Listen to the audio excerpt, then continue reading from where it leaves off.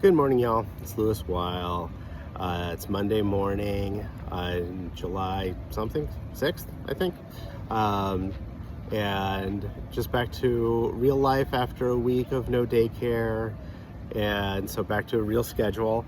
And I've got a lot of emails over the last few days about SpaceX and people seeing stuff about SpaceX trying to get into your 401k and people panicking. What are we supposed to do? Let me just lead with, they didn't get into your 401k in the way that they tried to, which I don't think was cool, but they tried to, but they didn't get in. So you don't need to do anything necessarily. By the way, this is for educational purposes only. I'm not recommending anyone buy or sell any particular stocks.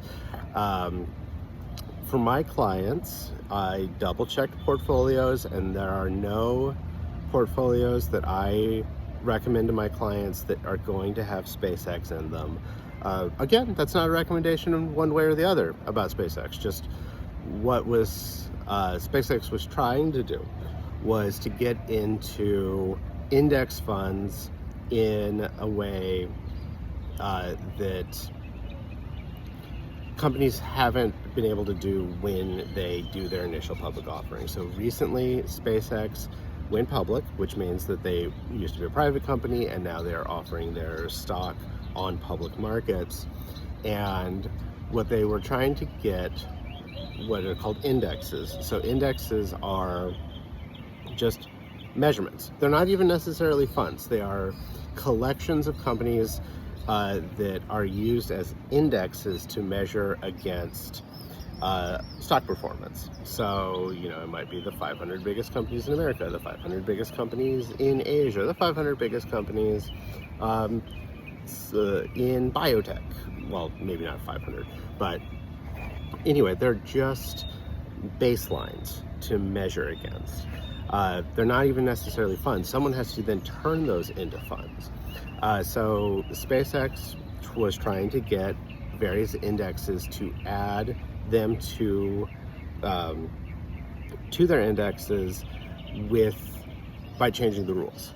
And various indexes have various rules. And so what they were trying to do was get indexes to add them early, to add them before they're profitable. And the reason for this is a lot of 401ks, a lot of pensions do practice what's called passive investing, which is the same thing I practice, where they just buy an index regardless of what's in it. So they had the thought of well, if people have to buy it, then that'll be good for our stock. And they did. As of this recording, they have been added to the NASDAQ 100 and the Russell 1000.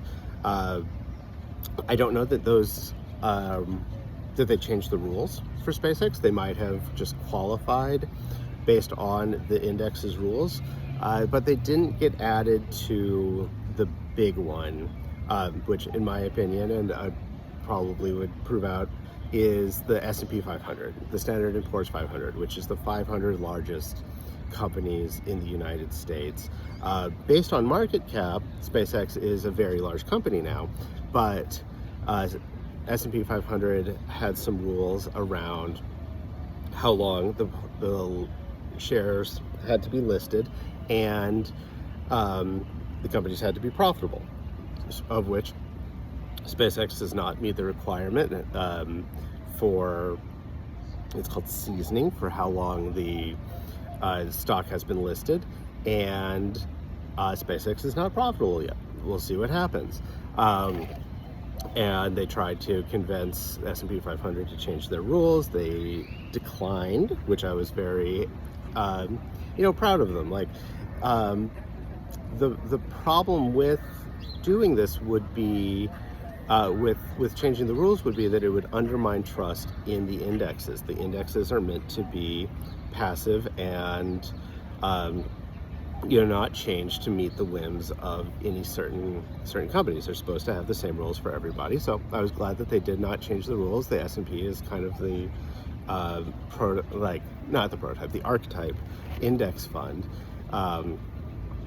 and it was actually the first index fund invented by, I believe, Jack Bogle invented the idea. Standard & Poor's is now the company that manages it.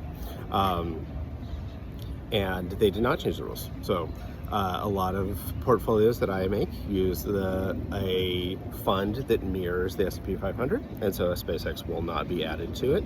Someday, if they are profitable, if they've been in long enough, they could get added, but at this moment they're not.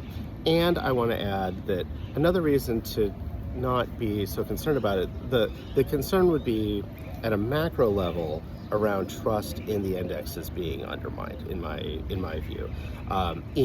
In an individual's portfolio, it would still represent a relatively small portion of your portfolio. So I don't think it's any reason to act. The S&P 500 has 500 companies in it. The Russell 1000 has 1,000 companies in it. SpaceX is one company, representing, it's a very large company now, but representing a small proportional part of of any index. But again, it was not added to any of the indexes that are in the portfolios that I use. So clients, you don't need to do anything. Go about your lives. If you have any questions, you can always reach out to me, book your review sessions. Anyone, if you want to, you can email me, Lewis, Lewis, Lewis@lewisweil.com. Did I say that right? Lewis@lewisweil.com? Yeah, my own name. I could talk for hours about indexes and investment strategies, and I have thoughts about SpaceX, but that's not what this video is about. This video is just to reassure you that there is nothing you need to do right now. They did not manage to wiggle their way into your 401ks, your IRAs, and your pensions. And but I appreciate everyone paying attention and asking questions. All right, be well, y'all.